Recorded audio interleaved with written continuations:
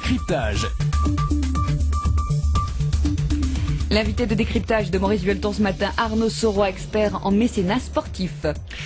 Plutôt difficile, voire pénible, la gestion financière des associations sportives, celle des ligues. Notre petite Martinique regorge d'exemples malheureux. Les ligues de basketball, de volleyball, de tennis, d'athlétisme qui tirent la langue.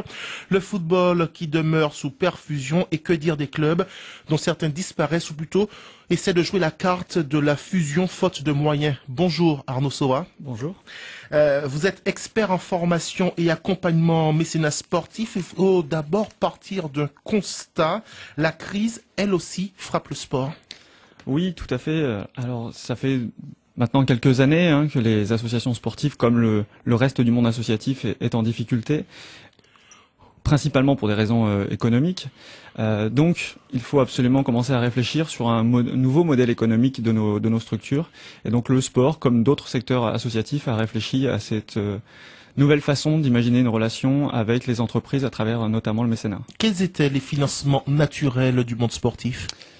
Historiquement, le sport est quand même assez soutenu par les pouvoirs publics, que ce soit l'État, les collectivités territoriales.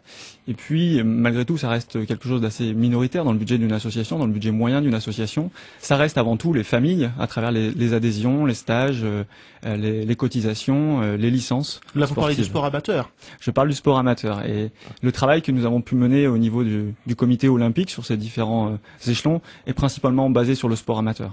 Alors, un slogan bien connu, c'était au début du siècle dernier, lorsqu'il s'agissait de lancer le Tour de France cycliste, je paye, tu pédales, ils en parlent. Cette politique, cette stratégie de sponsoring, c'est fini, on peut le dire comme ça ? Non, je crois pas. Je crois qu'il faut réussir à distinguer deux choses. Il y a encore le sport de haut niveau, le sport professionnel, le sport médiatique, celui dont on parle et dont on voit les exploits à la télé. On voit aussi les dérives, malheureusement, de plus en plus, et donc sur lesquelles il faut qu'on arrive à changer un peu les choses. Mais je trouve que cette phrase est toujours d'actualité et est développée d'autres manières avec les nouveaux supports qui existent. Par contre, le sport amateur et le sport de masse sur vos territoires, sur nos territoires, a vraiment besoin de réinventer un petit peu sa façon de travailler avec l'ensemble de la société et avec les entreprises. On va y arriver car ce sport amateur que vous venez de décrire, il souffre tout d'abord de la concurrence des grands événements internationaux. Aujourd'hui, nos stades de football sont de plus en plus déserts parce qu'en face, il y a un Real Madrid, Barcelone. Alors aujourd'hui, que peut dire un club de Martinique à un éventuel sponsor, un éventuel mécène? D'ailleurs, il faudrait peut-être d'abord faire une différence entre le sponsor et le mécène. C'est quoi la différence ? Alors, le sponsor, l'entreprise qui sponsorise une association sportive, elle achète une prestation de service, principalement un message publicitaire. Donc c'est le logo sur les maillots, c'est les panneaux au bord des terrains, c'est les banderoles sur les manifestations, tous ces exemples qu'on connaît tous les jours, du plus petit au plus haut niveau sportif.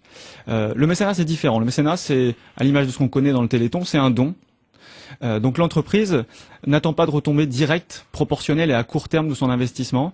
Elle le fait dans le cadre de sa responsabilité sociale ou sociétale de l'entreprise, avec la volonté d'impacter davantage l'animation du territoire en relation avec les associations et les clubs sportifs locaux. Que doivent rechercher les clubs, les ligues de Martinique, compte tenu de ce contexte que nous venons de décrire, crise financière, avec un fort impact sur le financement des collectivités, les entreprises qui tirent la langue. Aujourd'hui, une association en Martinique doit se tourner vers le sponsor ou vers un mécène. Justement, je pense que c'est un des avantages qu'on a depuis la loi du 1er août 2003, donc cette loi qui a vraiment rendu le mécénat plus attractif, c'est d'avoir deux cartes maintenant dans son jeu. Avant, on était obligé, ce que vous évoquiez tout à l'heure, quand on allait rencontrer une entreprise, quand on était dirigeant, président d'une association sportive, il fallait réussir à le convaincre sur le terrain des retombées directes, proportionnelles et à court terme, en disant grâce à moi, vous allez développer votre chiffre d'affaires. Il fallait tenir ce discours-là à un chef d'entreprise pour réussir à le convaincre dans le cadre du sponsoring. Ou en tout cas, vous serez visible. Ou en tout cas, vous serez visible. Donc finalement, assez rapidement, la visibilité, ça se transforme en chiffre d'affaires. C'est l'objectif de l'entreprise.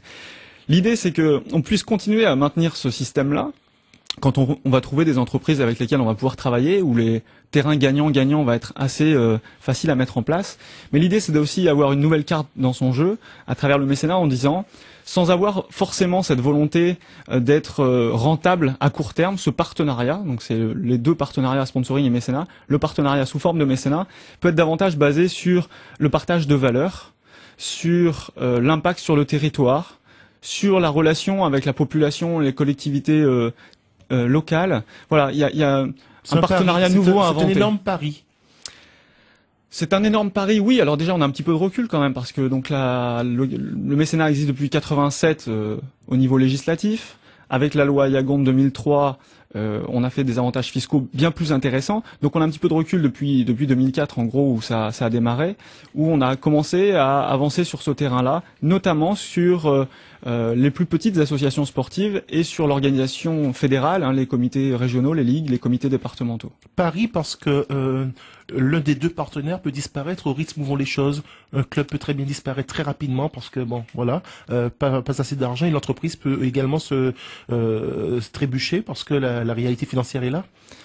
Oui, alors finalement le monde associatif sportif a connu déjà beaucoup de crises dans son histoire, et j'ai pas énormément de recul parce que je suis pas encore très âgé, mais les plus anciens avec qui je travaille m'ont régulièrement rappelé que finalement le sport a su rebondir, et c'est aussi peut-être une de ses qualités dans le temps, et donc finalement on a toujours réussi à passer ces différentes étapes de crise. Et donc moi je suis pas forcément très inquiet sur le fait qu'on va trouver des solutions dans le monde du sport avec tous les passionnés qui nous entourent. Maintenant voilà, il y a un décalage qui fait que est-ce qu'on pourra maintenir le développement qu'on a connu ces dernières années? Ça, c'est les vraies questions. Alors, un mécène serait quelqu'un donc qui accepterait de parier sur le développement d'une association, sur certaines valeurs, vous l'avez dit, mais bon, tout cela, vous l'avez dit également, c'est bien cadré, il existe une réglementation. Comment ça se passe à ce niveau? Le mécénat, avant tout, c'est une loi fiscale.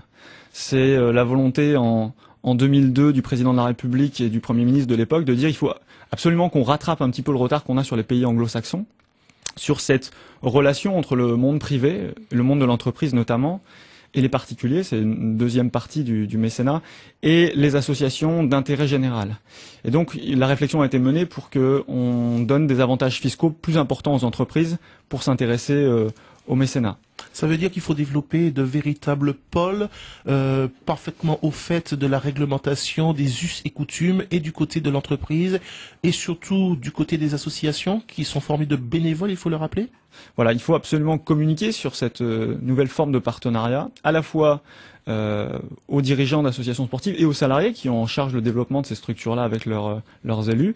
C'est ce que fait le Cross Martinique à travers la formation, la conférence qui ont été organisées. Et c'est ce qui se fait aussi du côté des entreprises, parce que finalement l'information elle passe pas toujours mieux, hein, on pourrait croire ça, mais de l'autre côté, du côté des entreprises. Et donc je sais que par exemple l'ordre des experts comptables fait chaque année un tour de France du mécénat pour informer ses experts comptables et ses clients de cette nouvelle forme de partenariat qui existe depuis maintenant quelques années. Et c'est un secteur qui est en plein boom, ça fonctionne vraiment? Alors depuis 2003, il y a eu énormément d'évolutions dans le domaine du mécénat, ça s'est énormément développé 2004, 2005, 2006. Toute la partie mécénat en relation directe entre une entreprise et une association, et dans le domaine du sport aussi, même si on n'était pas avant-gardiste par rapport notamment au domaine de la culture. Et puis il y a eu énormément, dans le même texte de loi, de développement de fondations d'entreprises qui se sont créées, fondations de grandes entreprises françaises, et qui sont sur cette logique de mécénat. Il faut rappeler une petite règle, Arnaud Soroy. Une entreprise peut devenir mécène, mais pas dans les sports individuels, par exemple. Alors, une entreprise peut être mécène d'un sport individuel, elle ne peut pas être mécène d'un individu.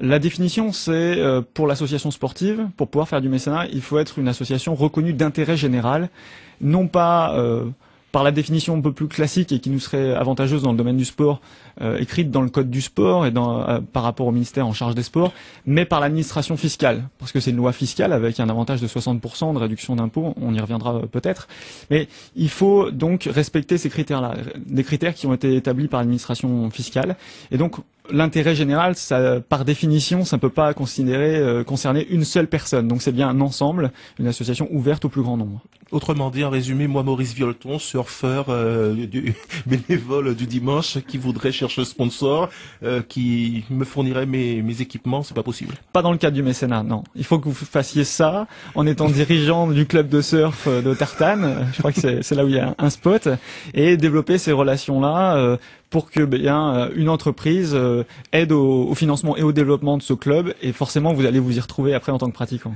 Merci Arnaud Soroy d'avoir été avec nous. On rappelle que vous êtes expert en formation et accompagnement en mécénat sportif. Je ne sais pas pourquoi tout le monde rit autour de cette table. Mais en tout cas, merci d'avoir été avec nous dans ce studio ce matin. Très bonne journée à vous. Décryptage. Merci Arnaud Sorin d'être venu répondre aux questions de Maurice Violeton. Le sport de masse a besoin de réinventer sa façon de travailler avec les entreprises entre autres. Et je crois que la phrase que nous retiendrons, c'est cette phrase au-delà du réel. Moi, Maurice Violeton, surfeur bénévole. D'accord, très bien. Merci Maurice, il est 7h26.